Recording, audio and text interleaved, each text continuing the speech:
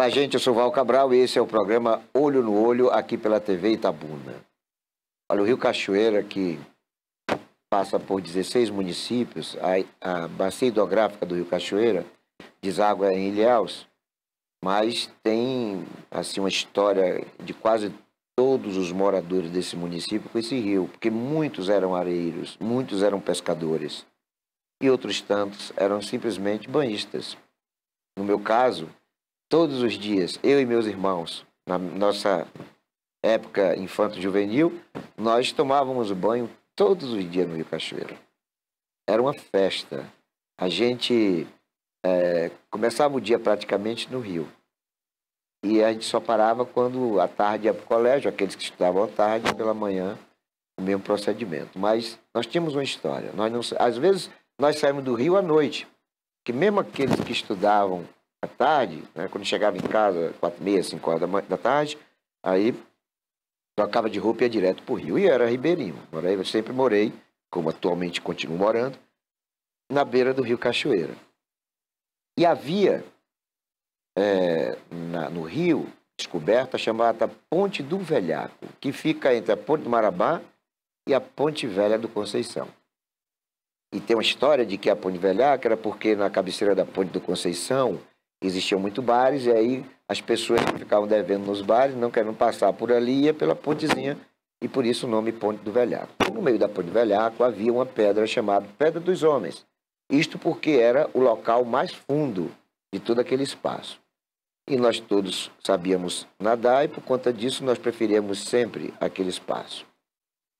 Havia na época uma folclore, né, uma coisa assim de meter medo nas crianças, que chamava-se a mão cabeluda. Isso que era uma mão que ficava debaixo do rio e puxava as pessoas, e as pessoas morriam afogadas. Mas a gente nunca temeu isso, não sei se por conta de nunca ter acreditado, mas como não era muito costumeira a morte de pessoas no rio, a gente não dava muita importância a essa coisa folclórica, né? Esse medo que os pais metiam nas crianças em função dessa possibilidade de terror.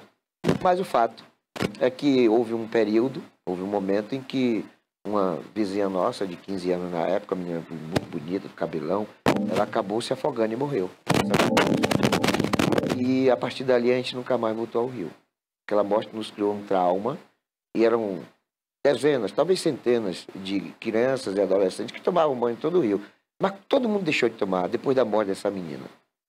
Eu não me lembro o nome dela. Não me lembro nem de como era ela. Eu sei que ela tinha um cabelão e que era bonita. E morreu ali afogada aos 15 anos de idade.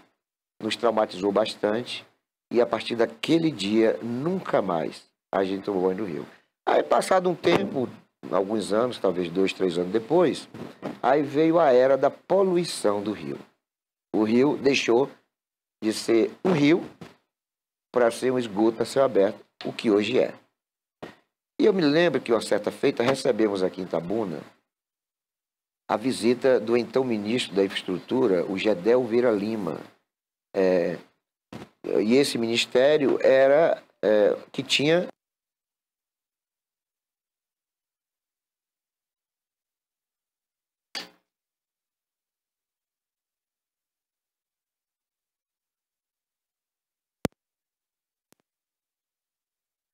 intervenção do governo federal no sentido de se recuperar o Rio Cachoeira. Isso deve ter uns 18 a 20 anos. Foi no primeiro governo de Lula. E aí a gente falava da importância do rio para milhares de pessoas. Muitas pessoas sobreviveram, tiraram a sua subsistência do peixe, da areia. E ali muitas famílias cresceram, foram educadas, se desenvolveram através do rio. Mas não conseguimos êxito, embora o Gedel tenha mandado uma comissão, o DENOC veio a Itabuna, nós acompanhamos os técnicos do DENOC, mas as coisas não deram prosseguimento. Talvez por conta da saída do Gedel, do Ministério, mas não houve prosseguimento nesse nosso pleito. E até hoje a gente tem atuação no sentido de haver uma recuperação do Rio Cachoeira. Eu devo ter, assim, centenas de artigos escritos sobre este assunto. Eu sempre abordo, o Rio Cachoeira tem que ser revitalizado. Porque o Rio Cachoeira foi transformado em esgoto a céu aberto por culpa dos governantes, sobretudo dos governantes municipais. Omissão do governo do estado, omissão do governo federal, mas culpa direta dos governos municipais. Porque permitiram que o esgoto fosse jogado no rio. Em Itabuna você tem uma realidade de inúmeros bocas de esgoto, inúmero canalização de esgoto, flagrantemente, né, jogando o esgoto no rio. Então aquele rio que foi de água cristalina, a gente até bebia da água, né, do Rio Cachoeira. Então com o tempo esse esgoto foi ficando em quantidade muito maior. E aquilo que era cisterna, aquilo que era saneamento básico de despejo do esgoto em outras situações, em outras áreas, todos convergiram para o Rio Cachoeira, o que fez com que a podridão se tornasse uma realidade. E o Rio Cachoeira deixou de ser uma referência de lazer, de entretenimento e de subsistência de muitas famílias. Mas a gente tem esperança de que as nossas autoridades, que as pessoas entendam a importância de um rio que é bonito. O Rio Cachoeira é bonito. O Rio Cachoeira é trágico, porque muitas pessoas morreram, inclusive eu tenho um tio que morreu afogado no Rio Cachoeira, o tio Hermes. Mas muitas famílias também sobreviveram dele. Então há uma história de Itabuna, há uma história das cidades banhadas pelo Rio Cachoeira. O Rio Cachoeira precisa ser revitalizado. É necessário que os nossos políticos, os nossos governantes compreendam que aquele rio é uma referência de cuidado nosso com a natureza. Nós que não estamos cuidando das matas ciliares, nós que não estamos cuidando das florestas, nós que somos, no norte e nordeste do Brasil, o maior pedaço de floresta, né, existente, a gente não está cuidando do nosso meio ambiente. Nós, quando saímos, a partir de Camaquã, ainda se depara com os eucaliptos, né, que é uma cultura predadora, né? Portanto, nós precisamos que as nossas autoridades compreendam a importância de nós cuidarmos do rio. Nós vamos a um breve intervalo, é coisa muito rápida, é um para lá e um para cá.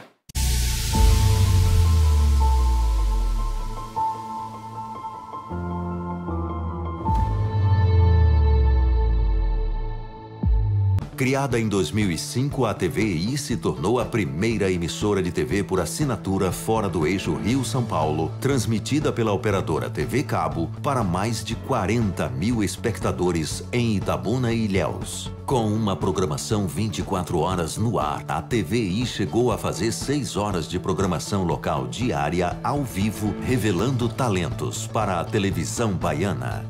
Inserida na Lei do Cabo, a TVI passou a integrar o seleto grupo de TVs com programação qualificada junto à Ancine e contribui com a capacitação do mercado audiovisual da Bahia para a captação de recursos para a produção de minisséries, reality shows, documentários e outros produtos de entretenimento para as mais variadas plataformas. Equipada com estúdios de áudio e vídeo e modernas ilhas de edição, a TVI também está preparada para trabalhar no jornalismo factual local, inclusive utilizando sua unidade móvel SDNG. Passando agora por uma reestruturação, a ação programadora detentora do canal TVI se prepara para transformar o sul da Bahia em um polo de teledramaturgia, movimentando o mercado do audiovisual da Bahia. TVI é da Bahia, é da gente.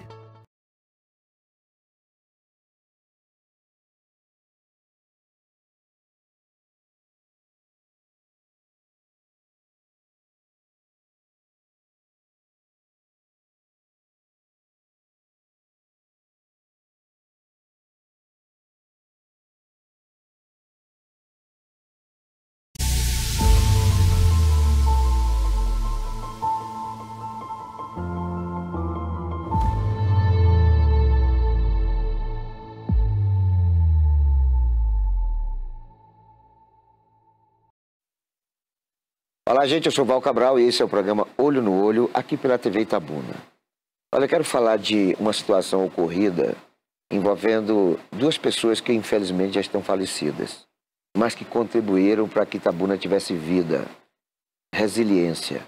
para que a nossa juventude não permanecesse enfronhada numa coisa absurda, que é esse drama de assassinatos que coloca Itabuna como uma das cidades mais violentas da Bahia do Brasil.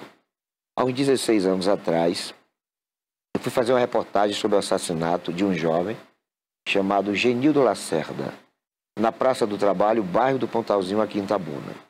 E lá um cidadão também falecido, de apelido de Pernambuco, era proprietário de um bar chamado Pernambá, que existe até hoje no bairro do Pontalzinho, ele me dissera de que aquele não era um caso único, que quase todos os meses tinha um assassinato na Praça do Trabalho, quase todos os meses. Aquilo me preocupou, aquilo me deixou muito assustado, porque embora eu fosse morador do bairro do Pontalzinho, né, já no final do bairro, na rua Campo Santo, eu ficava alheio a esses acontecimentos, até porque eu nunca gostei de notícia de polícia. Eu comecei como repórter policial há uns 40 anos atrás, mas eu nunca gostei de assuntos ligados à polícia, como também de esporte. Interessante. Eu sempre fui apresentador de programas, sempre trabalhei em jornais, revistas, televisão, mas eu nunca gostei desses dois assuntos que são extremamente populares, polícia e esporte. São assuntos que dão audiência, mas eu nunca gostei.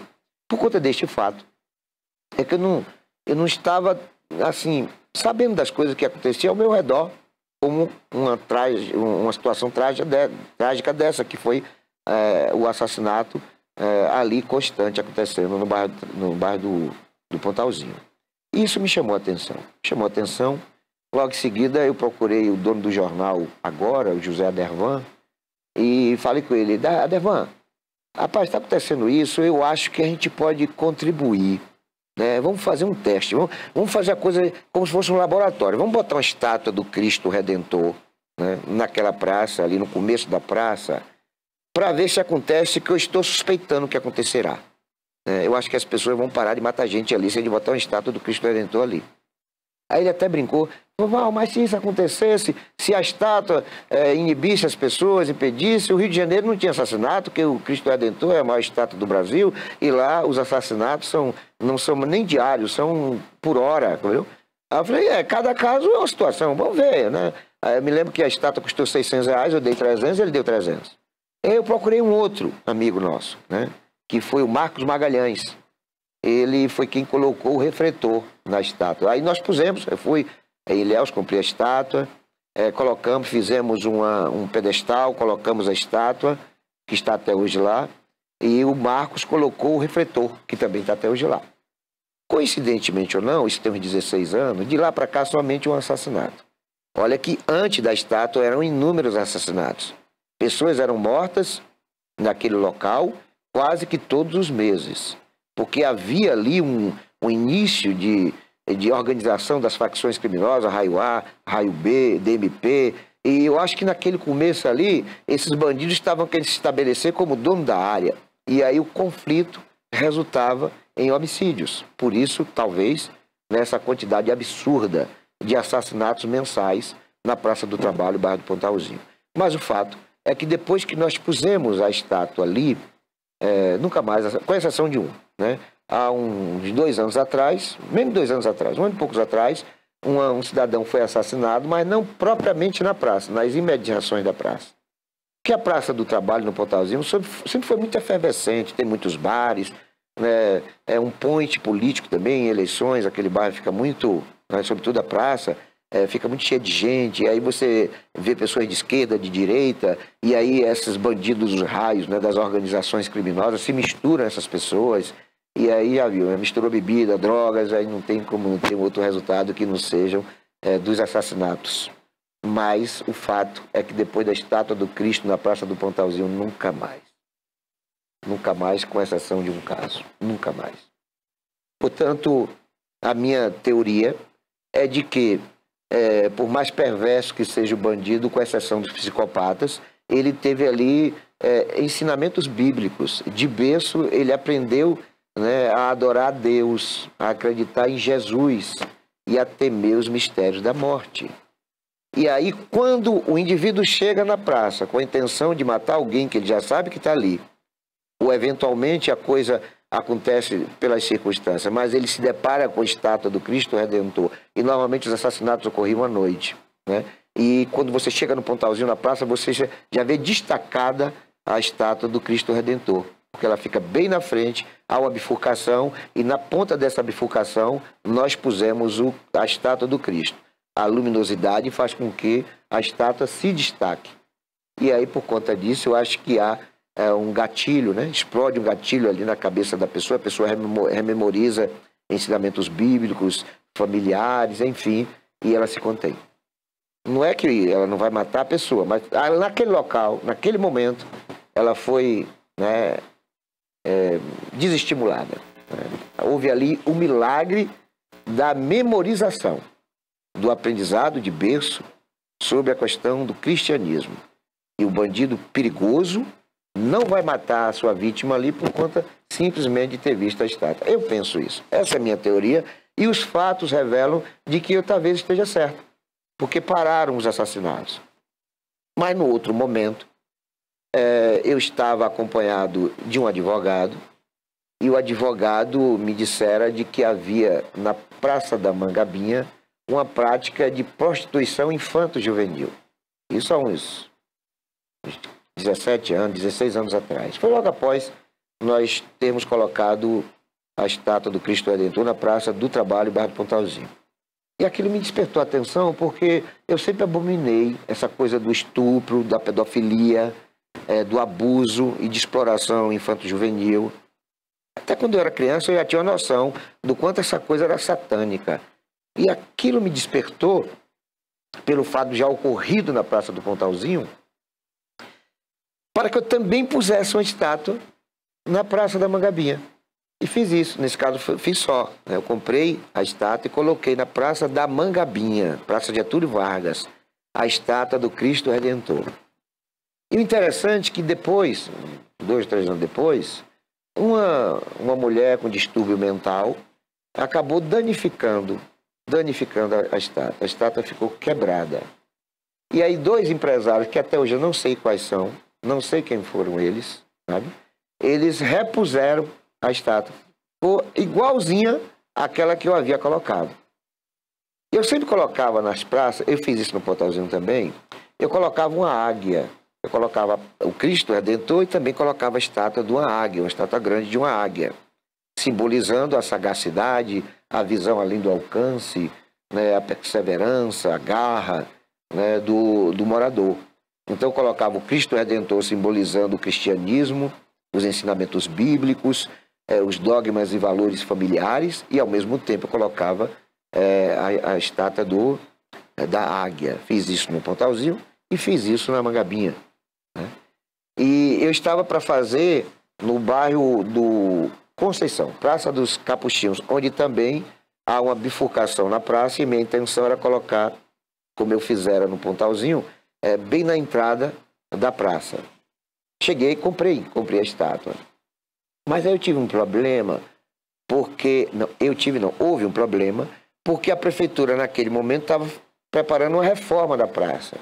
E eu conversando com as pessoas que eram responsáveis por essa reforma, eles me pediram para aguardar um pouco, por conta de que o projeto estava sendo elaborado, enfim. Eu sei que essa coisa burocrática perdurou por algum tempo, né? E aí, nessa espera, né, eu sempre visito o túmulo da minha saudosa mãe, e lá eu me deparei com 2 familiares meus que estavam fazendo as suas orações, suas rezas, no túmulo que não era aquele da minha família, porque eram iguais. Nós tínhamos ali uns 15 túmulos muito parecidos, eram recentes, né? Os mausoléus, eles foram construídos recentemente, então eles tinham um padrão muito parecido, né? A mesma arquitetura e a mesma cor, eram todos brancos. E, eventualmente, parentes meus faziam orações para os nossos entes queridos ali, com seus ossos depositados, seus restos mortais depositados, mas em túmulo que não era o da família, por conta dessa situação muito semelhante de um para o outro. Aí, como eu já estava com a estátua, né, eu já tinha comprado a estátua, aí eu decidi fazer o seguinte: eu vou botar lá no cemitério, aí depois eu coloco outro no Conceição, e fiz isso. Né? Coloquei no cemitério a estátua do Cristo Redentor, é a única estátua verde dentro do Campo Santo. Né? É ali onde está o mausoléu da minha família. Coloquei justamente para servir de referência para os meus familiares. Eu tenho parentes que moram, eu tenho um irmão que mora em Brasília, eu tenho vários primos, tios, enfim, que moram em São Paulo, Rio de Janeiro, Santa Catarina, Paraná, Salvador, Rio de Janeiro, Ceará, vários lugares do país nós temos familiares. A minha família é uma família muito grande, mas é uma família espalhada no Brasil inteiro. Eu tenho vários tios em vários estados, enfim, porque meus pais foram de famílias de uma prole muito grande, né? Meus avós tiveram 12 filhos, né? Meus avós maternos, os meus paternos também foram de uma prole muito grande. Com isso, a família se espalhou até no Pará. Eu tenho um tio. Tem várias cidades da Bahia, Itamaraju, Porto Seguro, enfim. E sempre que essas pessoas vêm a Itabuna, elas vão até o túmulo dos familiares, né? Porque ali estão depositados meus avós, vários primos, vários tios, né? Minha mãe, enfim. Várias pessoas têm seus restos mortais naquele túmulo, né? Naquele mausoléu. E acaba sendo um ponto de referência nas visitas que esses meus familiares fazem a Itabuna. Mas como eles não sabiam dos túmulos qual era da família, sempre ocorria de fazerem suas orações e rezas, repito, em túmulos que não eram da minha família. Aí por isso que eu coloquei lá. Aí depois, eu viajando, trabalhando, deixando o tempo passar, e até hoje não coloquei, mas vou colocar.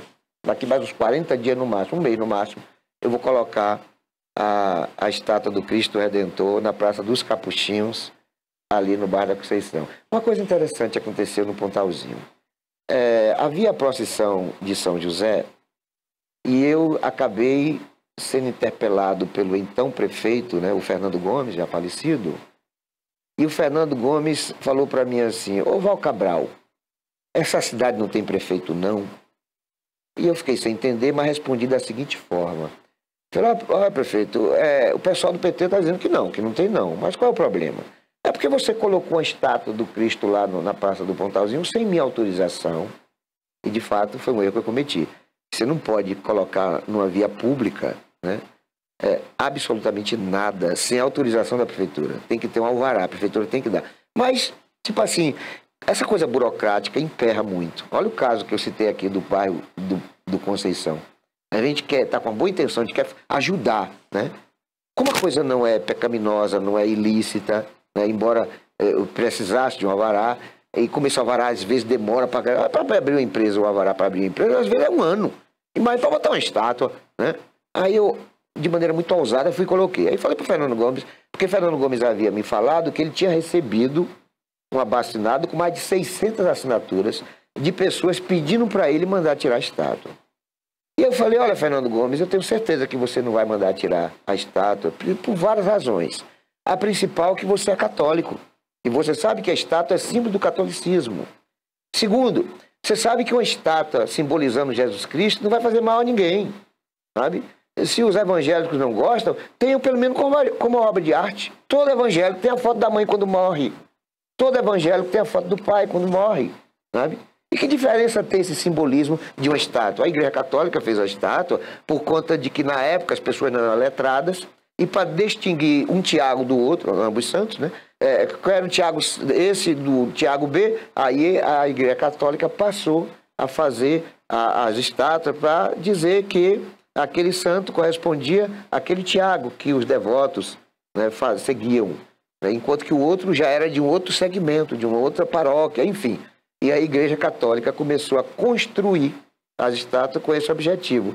Outro objetivo foi reverenciar pessoas que eram exemplares em suas condutas, né? Então foram duas motivações, segundo o que eu já estudei, que propiciaram, né, essa condição da Igreja Católica construir e estimular as construções de imagens, né? Todo mundo sabe que a imagem não vai sair dali, não vai chorar, não vai vetar sangue, lágrimas, né? Às vezes a gente eventualmente assiste algumas coisas parecida com isso, mas isso é coisa de fanatismo. E o fanatismo existe em todos os segmentos, não somente da religião. Existem pessoas que são fanáticas, mas são tão fanáticas pelo Flamengo que eu tenho um amigo que o carro dele é todo plotado com o escudo do Flamengo, a casa dele é de Flamengo. Aqui em Itabuna, parece que é o bar do Zezinho, é toda de Flamengo, né? Pessoas que colocam bandeira enorme do Flamengo. Então existem fanáticos em todos os segmentos. As pessoas se apaixonam e as pessoas se alienam e acabam tendo as suas causas como coisas acima de qualquer outra coisa. Tem gente que adora tanto alguma coisa que as outras coisas, como família, Deus, acabam ficando em segundo plano, infelizmente. Então as estátuas, elas têm uma capacidade extraordinária de fazer as pessoas frearem nos seus ímpetos de insatisfações, seus momentos raivosos, desarmoniosos. A estátua tem essa capacidade porque eu sou prova disso. E por isso que eu estimulo.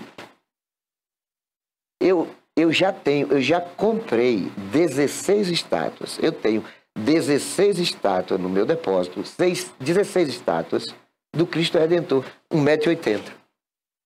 Eu tenho uma que eu mandei fazer em fibra de vidro.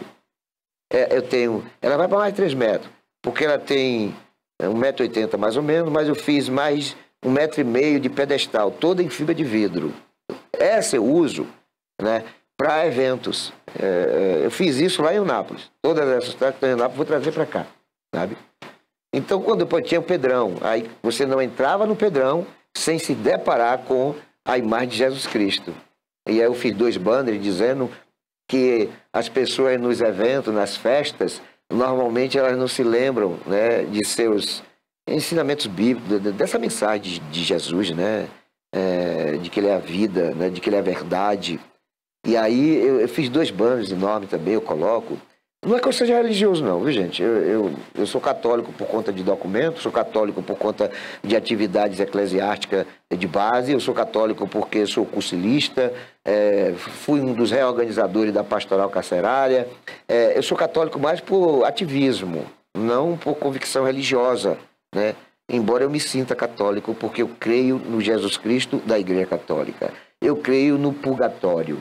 Eu creio em muitas coisas que são dogmáticas no conceito religioso do catolicismo. E dentro desse contexto é que eu invisto nisso, né? Eu já tenho, não vou mandar fazer, eu já tenho 16 estátuas, né? Na verdade 17, que uma é de fibra de vidro, todas são de fibra de vidro. Só que das 17, 16, eu fiz uma mesclagem, eu contratei o Carlos Américo, que é um escultor de Boiarema, e ele fez 16 estátuas de fibra de vidro com chumbamento em cimento, né, em concreto. E eu tenho um outro que é em fibra de vidro e resina. Esse é mais leve, deve pesar uns 10 quilos no máximo, que é o que eu uso para eventos diversos, mas que não são fixos. Portanto, fiz por uma crença. Eu creio que a imagem tem um poder extraordinário de frear as pessoas, né? Você que está me assistindo sabe do que é que significa você que já não tem mãe viva, né? Quando você se depara com a imagem da tua mãe, né?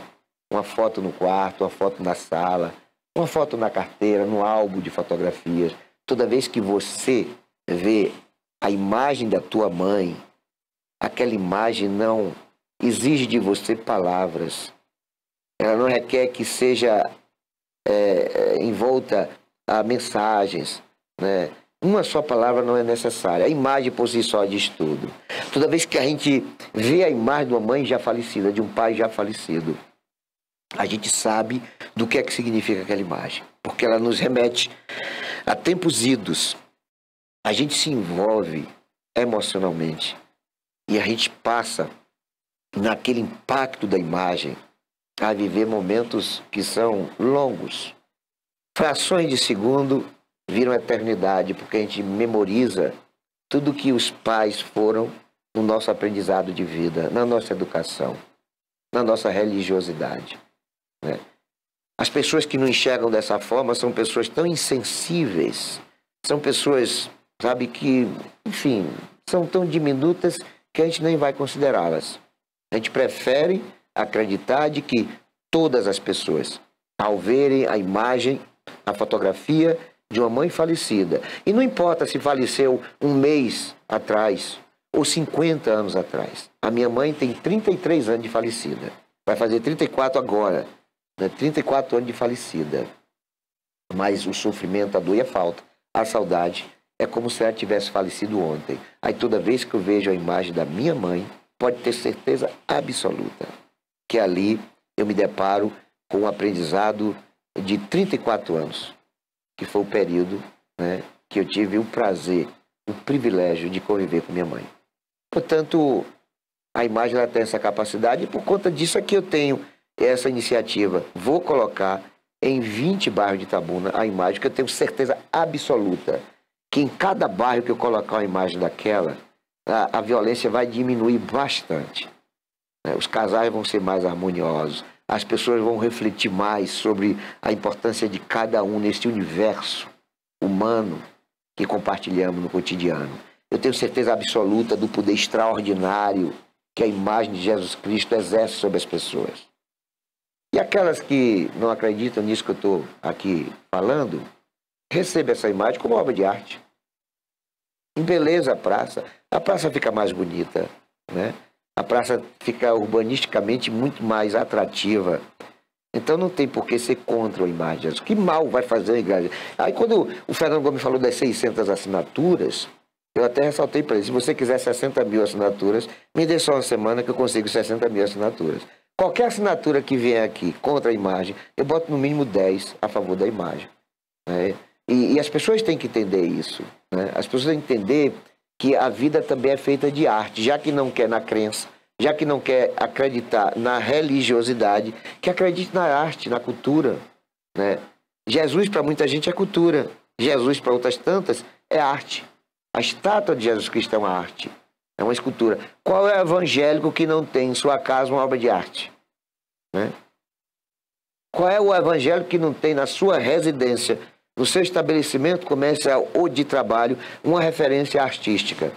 Então, se não quer acreditar naquilo que nós católicos acreditamos, se não quer acreditar no poder que uma estátua pode exercer no equilíbrio emocional de uma pessoa, se não quiser acreditar no milagre que uma imagem pode exercer sobre as pessoas, acredite naquele monumento como uma obra de arte que tem que ser admirada, porque ela está num contexto de embelezamento urbanístico que só faz agradar as pessoas, não machuca as pessoas. Né? Não há ali uma aberração, né? É uma estátua bonita, bem trabalhada. Então veja a estátua, meu amigo evangélico, minha amiga evangélica, como obra de arte. E desde que nós católicos a reverenciamos. Nós não adoramos estátuas. Eles alegam sempre isso. Que a Bíblia condena a adoração, a imagem e tal. Nós não adoramos, nós reverenciamos. É diferente. Quem adora imagem são os fanáticos. E eu repito, fanáticos existem também na comunidade evangélica. De vez em quando eu me deparo com as pessoas bravejando versículos bíblicos aos gritos em ponto de ônibus. E aquilo não vai atingir o objetivo. Era melhor as pessoas, de maneira muito lentamente, devagar, harmoniosa, sabe? Sentar do lado da pessoa que está esperando o ônibus e falar sobre Jesus, do que ficar gritando. Acaba ficando como um louco, pregando no deserto, porque as pessoas estão naquela correria que mal vai prestar atenção. Acho que seria muito mais interessante essa pessoa que fica esbravejando versículos bíblicos, aquele mesmo tempo, cuidar de uma pessoa só. Né? Tem uma turma que são as testemunhas de Jeová, que eu acho bonito o trabalho. Eles vão de casa em casa. Né? Muitas pessoas até se aborrecem, porque eles começam esse tipo de pregação pela manhã, em domicílio, pela manhã. E as pessoas estão fazendo refeições, outras tantas estão querendo dormir até um pouco mais tarde, que teve uma semana exaustiva, mas eles batem na porta, eles só saem depois que a pessoa atende. Aí eles vão lá falar de Deus para essas pessoas. Eu acho bonito, porque se por um lado incomoda muita gente, por outro lado, eles acabam visitando pessoas que não têm com quem contar, são pessoas isoladas, pessoas que não têm amigo, não têm parente, e às vezes só um aparelho de rádio, televisão. Aí de repente chega alguém para falar de Deus, olha que coisa maravilhosa, né? Então, assim, tipo, as imagens serão colocadas. Eu vou colocar as imagens em 20 bairros. Eu tenho 17 estátuas, mas vou comprar mais 3. Vou colocar em 20... não é nem promessa, é uma meta. Eu não sou muito de promessa, não, até porque eu não acredito muito nisso. Né? Eu sou mais de meta. Minha meta é fazer e vou fazer. Não tenho dúvida. Eu tenho um acordo com Deus. Eu sempre falo, eu vou morrer depois de 96 anos. Então, até 96 anos, eu tenho muita coisa para fazer ainda. Dentre essas coisas, eu quero fazer no máximo até o ano que vem, né, a implantação de 20 estátuas aqui em Itabuna. E vou conseguir. E tenho certeza absoluta que estes monumentos vão operar milagres nessa sociedade. que esses monumentos vão fazer com que muitas pessoas reflitam sobre as suas missões aqui no plano terrestre. Porque é importante que nós estejamos cada vez mais próximo, né, do aprendizado bíblico, né, da religião. A religião é muito importante para as pessoas. Portanto, voltarei a fazer. Eu tenho, eu inclusive estava num projeto de construir uma estátua de 15 metros, que já está 80% pronta. A estátua é enorme, mas houve um problema de saúde do escultor, e esse projeto ainda está aí, né? Mas eu ainda vou conseguir. A ideia inicial era colocar essa estátua, porque é do Cristo acolhedor, não é o Cristo Redentor. O Cristo Redentor é aquele que está de braços abertos. O Cristo acolhedor é o que está, né, com as mãos abertas para o acolhimento das pessoas. E aí é uma estátua que já está com 80% pronta, e ela seria colocada no que era a Ilha do Jegue. Mas aí, quando o então prefeito Fernando Gomes construiu aquela passarela sem cobertura, acabou com isso a Ilha do Jegue. Mas a minha intenção era colocar a estátua na Ilha do Jegue, com o Cristo Redentor recebendo as águas, acolhendo as águas, né, e saudando as pessoas. Não foi possível ali. Mas eu ainda vou fazer. Itabuna ter a maior estátua do Cristo Redentor em todo o estado da Bahia e a segunda maior no país. Ainda vou conseguir, são metas. Não há interesse político, até porque eu não sou candidato. Não há interesse religioso, até porque eu não sou padre, não sou pastor, não tenho interesse nenhum. É mais um interesse humanista, sabe? É mais um interesse de saber de que uma estátua dessa faz a diferença na vida das pessoas. É mais cumprir uma missão. Porque assim, tipo, dizem que a pessoa o homem só é completo quando ele planta árvores. Já plantei muitas, né?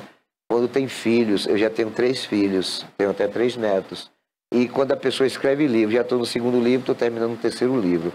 Mas eu não me sinto completo, né? Porque eu não posso estar bem, né? E eu estou muito bem, graças a Deus. Estou muito bem. Mas eu tenho que ir além daquilo que eu tenho como possibilidade de avanço, né?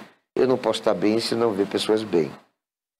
Eu não posso estar tranquilo se eu me deparar com pessoas que estão impacientes, que estão sofrendo, dolorosas. Eu tenho que estar bem comigo, porque estando bem comigo eu estou bem com as pessoas, e as pessoas estando bem, eu também vou estar bem.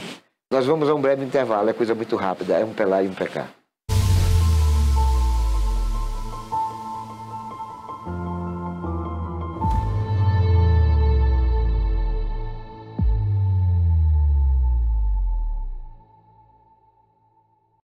Criada em 2005, a TVI se tornou a primeira emissora de TV por assinatura fora do eixo Rio-São Paulo, transmitida pela operadora TV Cabo para mais de 40 mil espectadores em Itabuna e Ilhéus. Com uma programação 24 horas no ar, a TVI chegou a fazer 6 horas de programação local diária ao vivo, revelando talentos para a televisão baiana. Inserida na Lei do Cabo, a TVI passou a integrar o seleto grupo de TVs com programação qualificada junto à Ancine e contribui com a capacitação do mercado audiovisual da Bahia para a captação de recursos para a produção de minisséries, reality shows, documentários e outros produtos de entretenimento para as mais variadas plataformas. Equipada com estúdios de áudio e vídeo e modernas ilhas de edição, a TVI também está preparada para trabalhar no jornalismo factual local, inclusive utilizando sua unidade móvel SDNG. Passando agora por uma reestruturação, a ação programadora detentora do canal TVI se prepara para transformar o sul da Bahia em um polo de teledramaturgia, movimentando o mercado do audiovisual da Bahia. TVI é da Bahia, é da gente.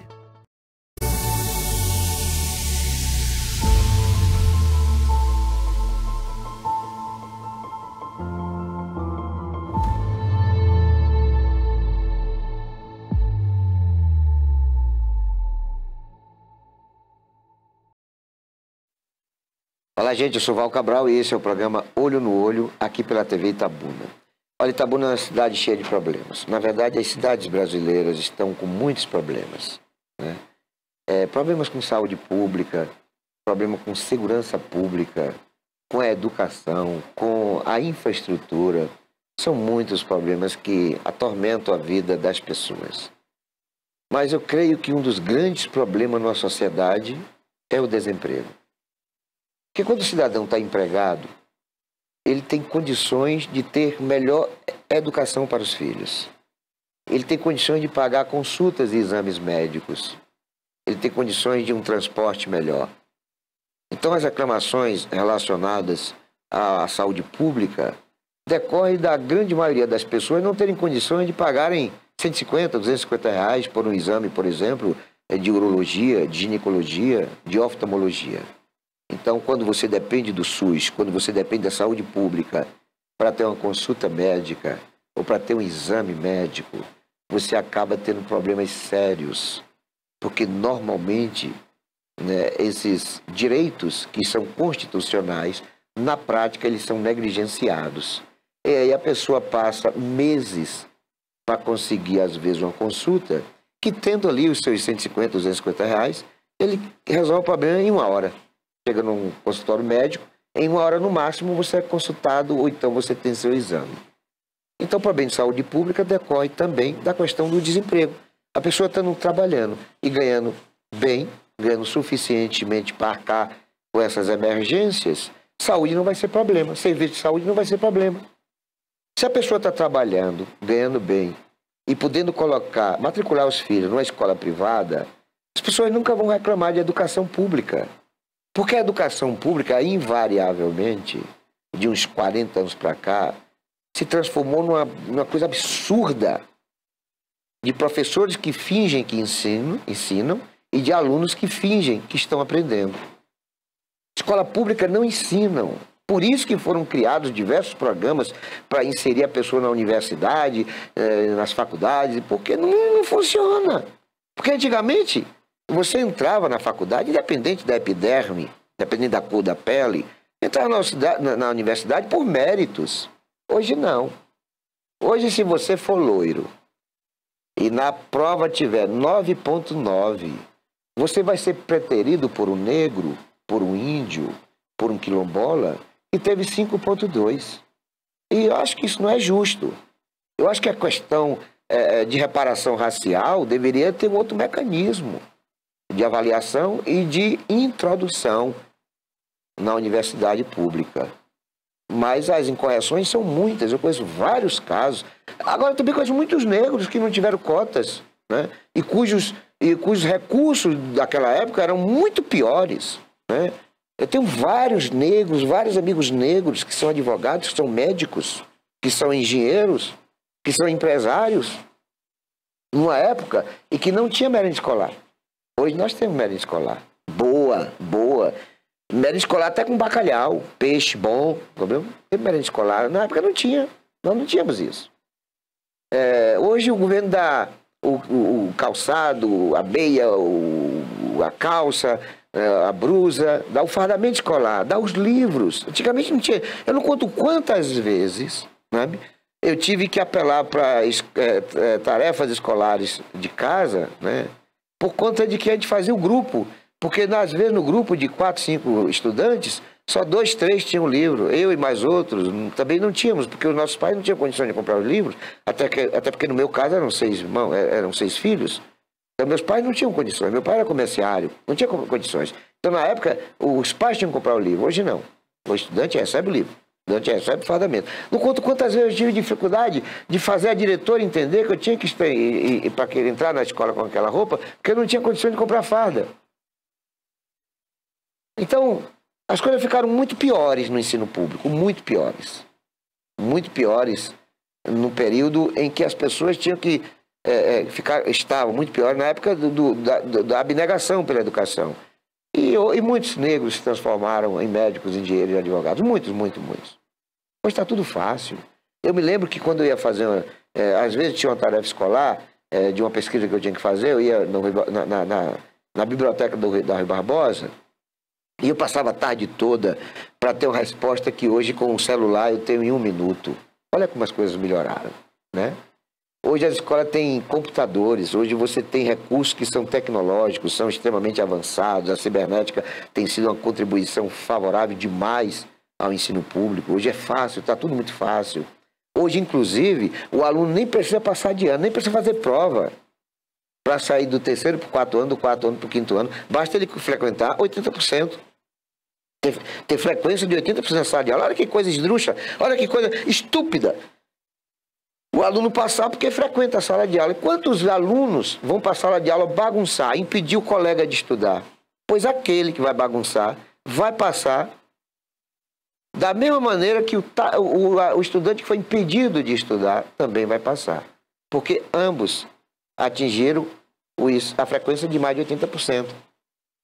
Então isso não existe. Eu não sei em que cabeça, né, entrou essa ideia de que frequência dimensiona a qualidade do aluno. Não, o que vai dizer se o aluno bom ou ruim são as provas. E olha que eles inventaram recuperação, um monte de coisa que eles inventaram.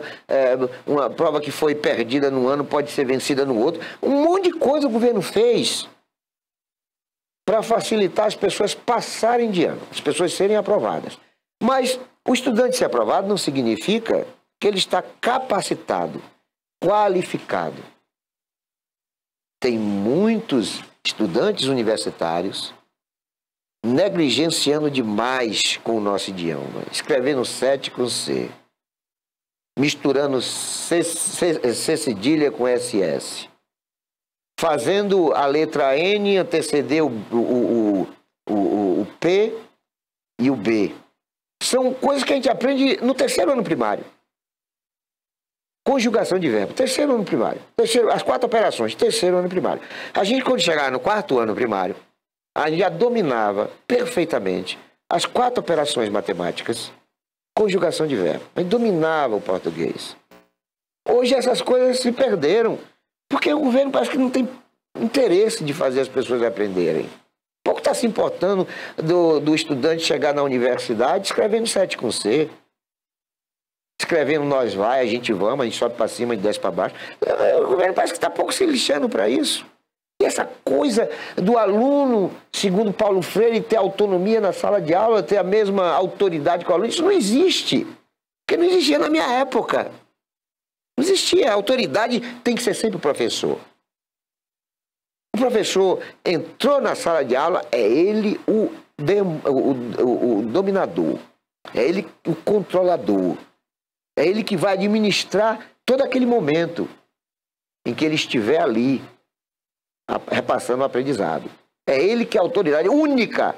Não tem essa coisa de aluno dividir, compartilhar com o professor a autoridade na sala de aula. Não. Longe de uma realidade esse fato, né? Aluno tem que estar na sala de aula para aprender. O que é que aluno quer levar celular para a sala de aula? O que é que aluno quer levar caça-palavra para a sala de aula? Não. Aluno tem que ir para a sala de aula ou com notebook para o aprendizado, ou com o caderno e o livro, e acabou. Agora levar som para ouvido, essas tecnologias, né, de entretenimento musical, de jogo, isso não é normal, não pode ser aceitado de jeito nenhum. O aluno jogar papel no professor, espancar o professor, isso é coisa que está fora de cogitação na aceitação de uma racionalidade, do bom senso. Fora de cogitação. Sala de aula é para aluno aprender, é para professor ensinar.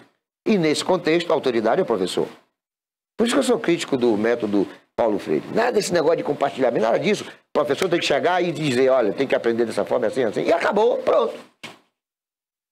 Vê se na escola privada as coisas não funcionam assim. Vai no colégio militar ou no colégio modelo bagunçar. Sobretudo no colégio militar. Você não vê, olha, uma certa feita eu fiz uma matéria sobre o comportamento do estudante. E aí por mais de uma semana, eu fiquei fazendo campana nas portas das escolas.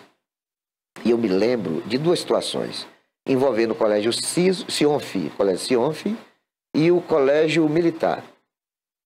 Eu fui em vários, fui no CISO, inclusive no CISO eu cheguei a chamar o então diretor, o Júnior Brandão, que hoje é secretário, falando com ele que eu estava muito triste porque eu via muitos estudantes na porta da escola namorando, brincando. E eu falei para ele que tinha que ser criada ali uma metodologia de estimular o aluno a ficar dentro da escola ou dentro de casa, nunca na porta de escola. Porta de escola não é lugar de aluno. Porque em porta de escola, normalmente, quem fica é o traficante, é o cafetão, é o chefe de facções criminosas. Então o estudante entrou na escola, vai para a sala de aula, não é para ir para o pátio, é para a sala de aula. Acabou a aula, o estudante não tem que ficar no pátio, exceção para o momento do recreio. Terminou o período, né, das aulas, o estudante tem que ir para casa, não tem que ficar em porta de escola.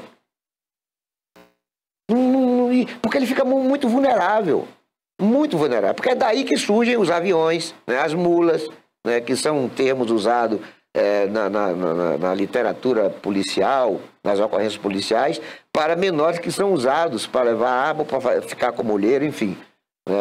Então, nós temos que entender isso. A escola privada ensina, a escola pública finge que ensina. E por que isso? Nós estamos, ano que vem, anos eleitorais, né? Ano eleitoral. Vocês vão perceber que na maioria das cidades, sobretudo as cidades que não têm prefeito ligado a PT e PCdoB, a PLP vai fazer greve. Agora, recentemente, a PLB promoveu em Eunápolis, que é administrada por uma prefeita adversária do governador, que manda e desmanda através do PT e do PCdoB na PLB, tiveram 8 meses de paralisação escolar. Imagine uma cidade com 8 meses sem sala de aula funcionando. Olha o estrago que isso não provoca. Por conta do piso salarial. Então, não é que a gente seja contra o trabalhador lutar pelos seus direitos. Longe disso, sabe? O trabalhador tem que ser respeitado, tem que ser dignificado, sobretudo o professor. Agora, não dá para entender como é que um sindicato usa uma classe de professores para paralisar as aulas escolares em período de 8 meses. Acabou o ano. Até porque o ano letivo é menos de 8 meses. Acabou o ano. Os estudantes de Eunápolis perderam um ano, vão ter que fazer 2 anos em um, ou então por decreto passar automaticamente, o que agrava mais ainda a situação. Então, todo ano eleitoral, em cidades administradas por prefeitos que são adversários do governador, sobretudo quando o governador é do PT ligado ao PCdoB, não tenha dúvida que as greves são inevitáveis. E por que eles fazem isso? Porque precisam eleger vereador, precisam ajudar o candidato a prefeito do PT e do PCdoB a ser eleito. Por isso que não funciona. É por isso que não funciona. Então o ensino público, infelizmente, está em condições deploráveis. Desqualificado, não ensina. Eu tenho pena do pai que não pode colocar o filho numa escola privada. Tenho pena. Porque dali não vai sair boa coisa no aprendizado. Se você tem 2 filhos, 18 anos, ambos são gêmeos.